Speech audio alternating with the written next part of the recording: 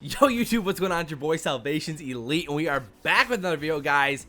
And today, boys and girls, we're going over the beauty of GenG's Call of Duty play, man. They play better as a team than anybody else in the Pro League, and I think it's going to be extremely beneficial for all of us, for me, for you, for everyone, to watch this gameplay and see what GenG can do, because then they bring so much to the table as a team. They play together incredibly as a squad.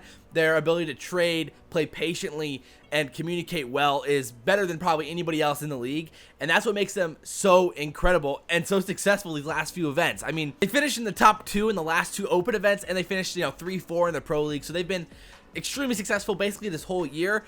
And individually, they're not the most talented team, but what makes them so special is that team play, is their ability to play together as a squad, their communication, their setups, and just overall their team play in hardpoint, control, answer, and destroy. So we're going to go through all that today. It should be a really beneficial video for everybody, and I'm looking forward to it, baby. It should be a good one. So these clips are going to be from the FaZe series and the losers finals of CWL Miami, where GenG was absolutely frying the whole series. They 3-0'd FaZe, and this hardpoint match on Arsenal is a really nice example in so many situations of what makes GenG so good. I think there's some amazing clips that we're going through in this video, and I'm really excited to talk about them. So without further ado, let's make it happen. So the first clip is a clip from Envoy. Basically, they're rotating back to the Jet Hill on Arsenal, and we're gonna see how they play patiently with Envoy. So Envoy's on streaks. He's 95 points off his streaks, and obviously GenG knows that. They're communicating about that on the rotation. Envoy was the anchor for the Junkyard Hill, so he's coming through turrets, rotating through the back, and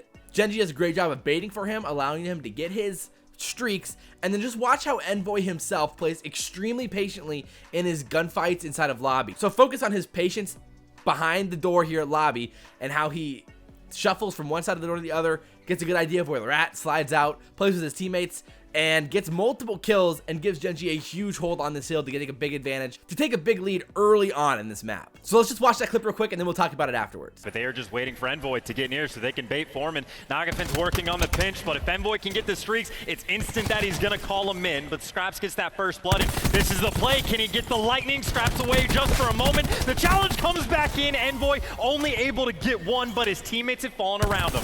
Oh, he's feeling himself. Once they go for the second, there it is. Streaks earned, more players cutting mids, and he hasn't finished yet. My goodness, man. Envoy is so good, dude. He's an absolute monster, and he's kind of like the core for GenG, which makes them so good.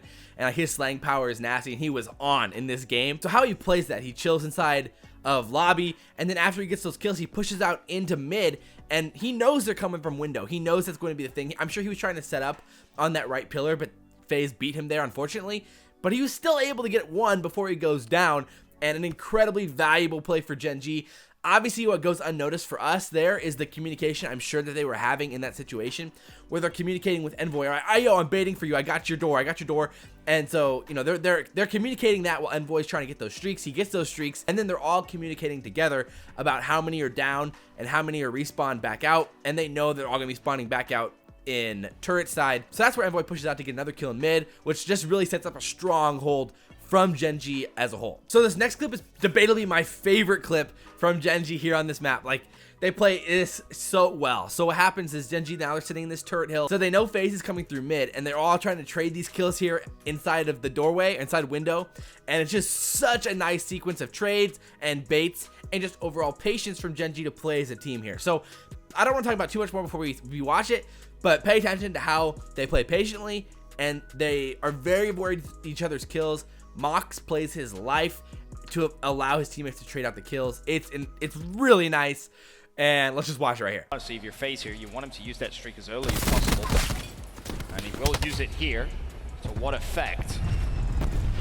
Nothing, but his teammates do get control of the hill, so that's going to be worthwhile. 2 players from FaZe trying to push through window. Selim is one of them. He finds Major Maniac, but again, GenG, just so many bodies inside the hill, Chance. It's just so tough for FaZe to break in. Yeah, the lightning strike might not have found a kill, but it forces everyone inside window. GenG get the spread across, and then it's 4 guns looking at one doorway. So, oh my goodness, guys, it's just so nice, Havoc slides in there towards window. He gets one. He slides out, plays his life. In comes Mox to jump in, take him out with the ICR, trade out that kill. They played so well together. And again, this is another situation where they're communicating at an extremely high level, where they're calling this out. They know they're going to get the picks and trades, going to get the baits, and they do such a nice job of it there. Like a situation like that, amateur players can really struggle with the communication aspect of that situation, and they struggle to have that nice fluent motion that the pros do in a sequence like that. So like a lot of amateur players would really rush that situation where like all kind of slide in at the same time, and they wouldn't have that bait and switch effect that works so well for GenG here, because they're also patiently playing their current positions, where, you know, Major Maniac's kind of watching his left side, Mox is watching his right, he's watching ramp side, but then they all come together to slowly trade those kills out, and they win the hill because of it. It's just beautiful. So this next clip is another great example of why GenG plays so well together. So Havoc and Major Maniac are running through the factory side of this Arsenal spawn, and how they play together and they lead with each other is so nice. So they use the stun to help break him at the back, but then Havoc, who has the SOG in hand, is the one who leads. He's the entry player who leads in. His job is to get in there, disrupt them, hopefully get one, and then potentially get traded. That's like the job of the SOG in that situation. But it ends up working out very well for them because they get both at the back, and then they slide out and push towards the new hill, and they still get both. Watch how they move with each other in this situation, where Major Maniac, who has the Maddox, lets Havoc lead. So Major Maniac throws the concussion, lets Havoc lead with the SOG, and Maniac comes in to help clean up those kills, and then Maniac's got Havoc's backside while Havoc slides in to get the 2-piece. So, all right, so let's just... I know I kind of just explained all that, but pay attention to it real quick because it's incredibly nice. And when you're playing with your teammates, that's something you have to consider as a squad. GenG has been able to earn. FaZe, you've got to wake up.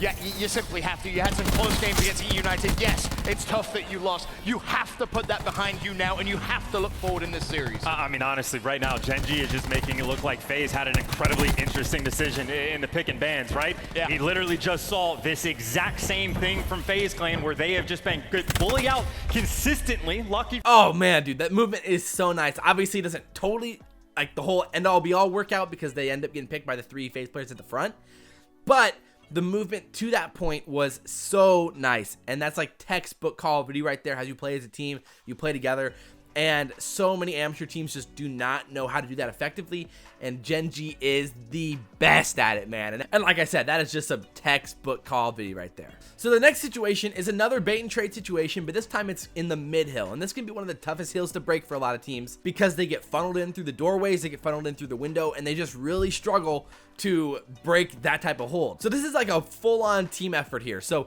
Havoc jumps, you'll see how Havoc will jump in first, they end up trading, then Mox gets his trade, but Mox plays patiently and then baits for Nagafin, who comes in through the window while Major Maniac is sliding in as well through kitchen. So before I say any more, let's just watch the clip. But now it's all about that doorway. Asim and Zuma are here. And bear in mind, you've already invested the grab slam as well. GenG did that in the last hardpoint, so you're approaching that part of the game now where FaZe are going to catch up in terms of the specialist race. Scraps has earned his war machine. Asim one away from a grab. Like, the whole sequence plays out incredibly well together and allows for GenG to break the hill almost instantaneously. And again, it's just another amazing example of team play from GenG that is outclassing FaZe, that has outclassed 100 Thieves in this tournament, who is 10 times better than Optic is currently at this, and is what makes GenG so powerful, even though they're not the most talented quote-unquote individuals. So this final clip is another really good one. So Major Maniac calls in some streaks. This is to break the Jet Hill, which is, again, the best hill to use streaks on this map. He calls in the Lightning, which disrupts FaZe's setup, and watch how GenG immediately closes in, takes advantage of those streaks, trades the kills, and then they take advantage of FaZe by funneling them through mid and through lobby, and just hose them all for even more time in the hill. Beautiful stuff from GenG. Let's watch the clip before we talk about it even more. But with Havoc sitting inside lobby, the play call is going to be use the Lightning, get him out of the hill. You need one of those explosive plays out of FaZe now to try and get yourself some streaks, try and get yourself anything.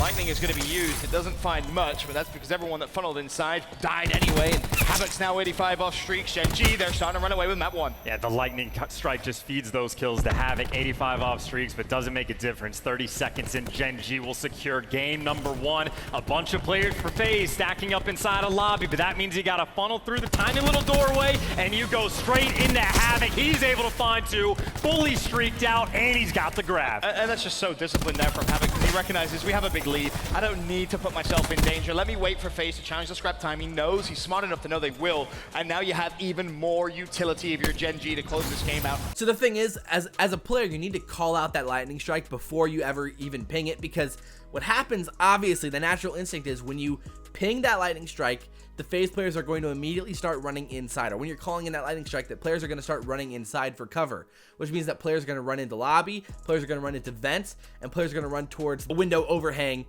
by P1 and P2. So that you have to expect that when those streaks are coming in, and that's why it's so important to call that out, because it allows for GenG to expect that movement, force that movement, and put FaZe at a disadvantage when previously they had a great setup on top of a hill. So not only that, but they end up getting those kills, and then you see that they're going to be funneled in through mid, through lobby, and so you can just look at their setup. It's insanely nice. So they have one sitting at P2, they have one sitting on the heady, they have one sitting on jet, they have one sitting backstairs, they have one sitting on the bridge. Like, the setup is beautiful and works out incredibly well for GenG to funnel FaZe through there and basically make a little funnel of death where FaZe just has no chance to survive that one. Again, overall, GenG just has the best teamwork, the best communication, the best setups, the best team play out of anybody in the league. And that's what makes them so much better than everyone else, regardless of individual quote-unquote talent, because, you know, people would say 100 Thieves is more talented, Optic is more talented, FaZe is more talented, but